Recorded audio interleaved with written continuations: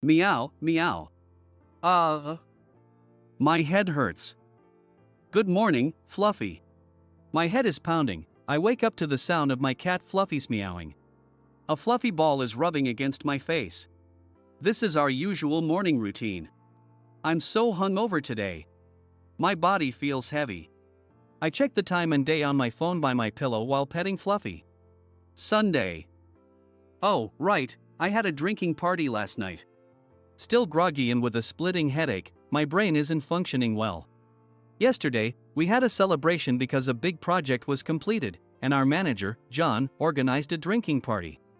I feel like I was made to drink a lot. I vaguely recall last night while slowly getting up and scratching my body. Oh, I'm in a t-shirt and shorts. Even drunk, I managed to change. While spacing out with incomplete memories, Fluffy starts meowing more insistently for breakfast. Sorry. Let's get you some food. As I blankly watch Fluffy eating, the only clear thought in my mind is that I drank too much. I smell bad. So I changed, but didn't shower? When was the last time I drank this much? I remember having a few beers and some shots of vodka after the initial toast.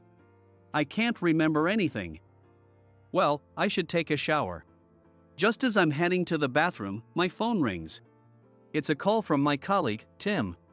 Are you okay after last night? Tim called to check on me. Actually, I don't remember much after a certain point. I tell him honestly that I have no memory of the later part of the night. I figured. I thought that might be the case. Tim chuckles and starts telling me what happened. John was buying drinks, saying it was all on him, and insisting that no glass should be empty. In the midst of this, a senior colleague, a former athlete, got drunk first and started a game where the loser had to drink vodka. Several people lost, and I was one of them.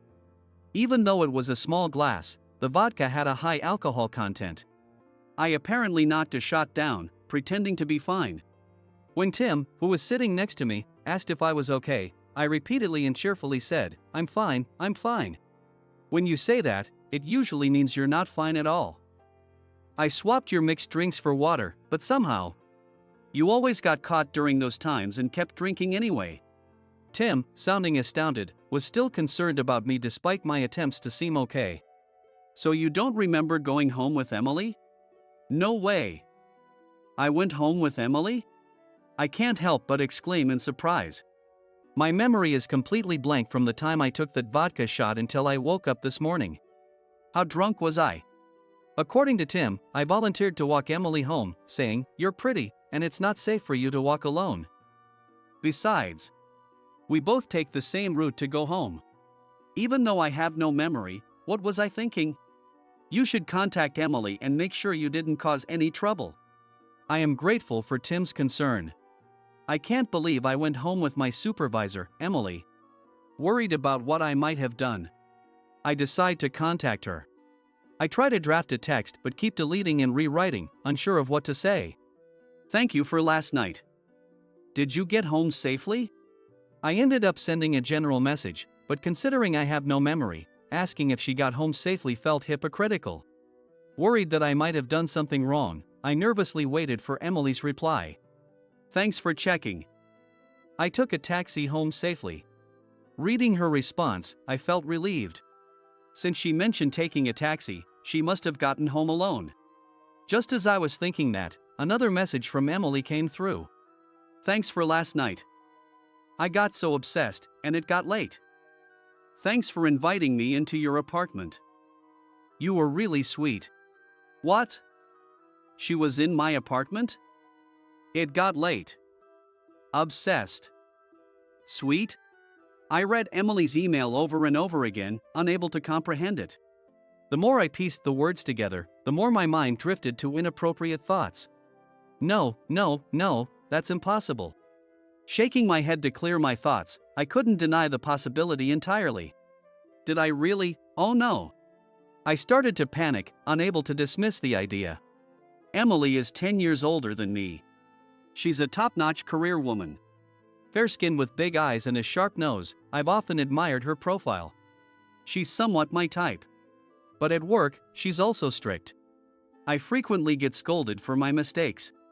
She's beautiful, but when she gets angry, she's truly scary. Her intense gaze makes me shiver every time she scolds me.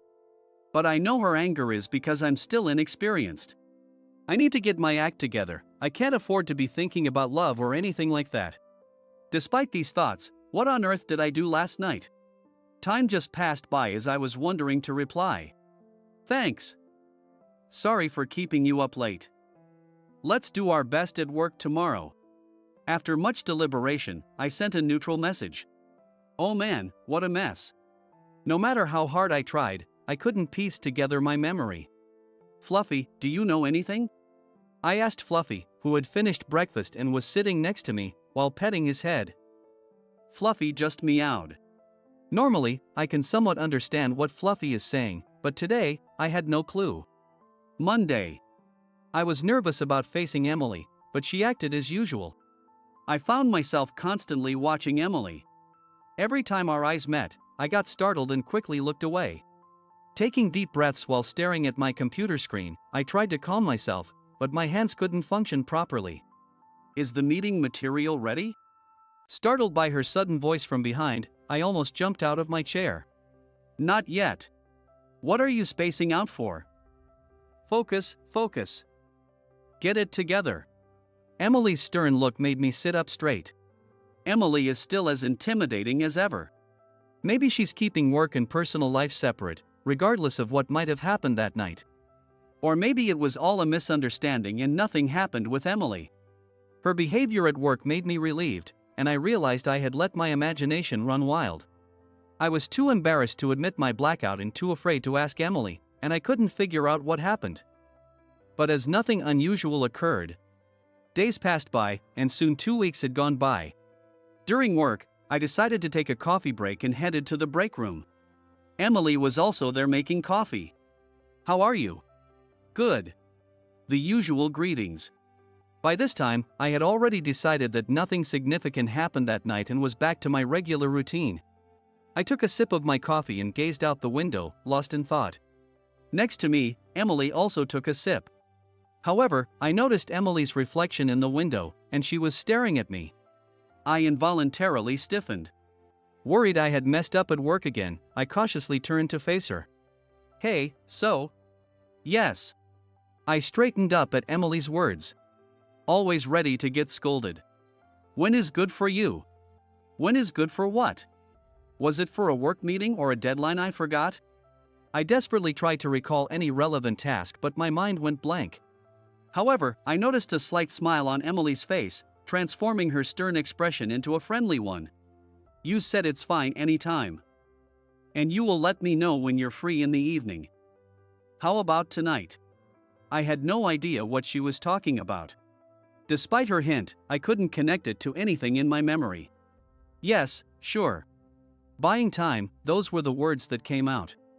Then, I suddenly remembered that text. Did something actually happen between me and Emily? As soon as the thought crossed my mind, I felt a surge of electricity from head to toe, my pores all opening at once. Looks like I can leave on time today, so is tonight okay? Emily's words threw my mind into a panic. Yeah, that's fine. Trying to stay calm, my heart felt like it would jump out of my chest. Great, let's grab some dinner and go home. Sure. See you later then. Emily walked away with the biggest smile I'd ever seen on her. What does this mean? Wait, are we at a point where she comes over to my place? What did I do? Work was the last thing on my mind. Ouch. I must have tried to calm myself with coffee. I took a big gulp despite it still being hot, burning my mouth and spilling it on the floor. I couldn't focus on work after that, but somehow, by shaking my head repeatedly, I managed to finish by the end of the day. All right, let's go. Emily seemed unusually cheerful.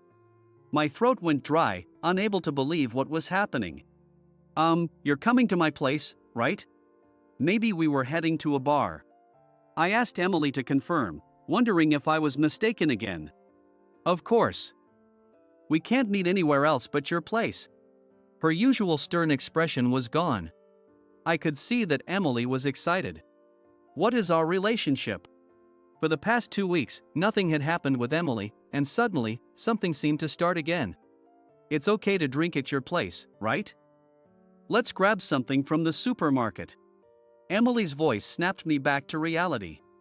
It felt like I had teleported. I found myself on a train, already a station away, trying to grasp what was happening. I had tried countless times to remember that night at the drinking party. Should I tell Emily honestly that I have no memory of it? But now, admitting that would be too embarrassing. And if we were actually dating, it would be incredibly rude to say I don't remember. Sweat started to bead on my forehead from the stress. But she did say we could only meet at my place. Given that she acted normally at work, could it mean we're secretly dating? I was so confused that I didn't even know if we were heading straight home. I can't wait to get to your home. I want a hug tonight. I heard Emily mumbling to herself, bringing me back to the present. A hug? Does that mean we really are dating? It's surprising that Emily likes me, but I need to make up my mind. Who cares if it started with a blackout? A relationship can start here. I had my answer. I should be brave about this. Do you want a hug? Right here? Checking that no one else was around, I opened my arms toward Emily. She stopped, looked at me for a moment, then burst out laughing. Was she just embarrassed? I guess it's awkward for adults to hug outside. You're right. Let's save the hug for when we get home. I was embarrassed too. Emily laughed as well. Are you jealous? Jealous?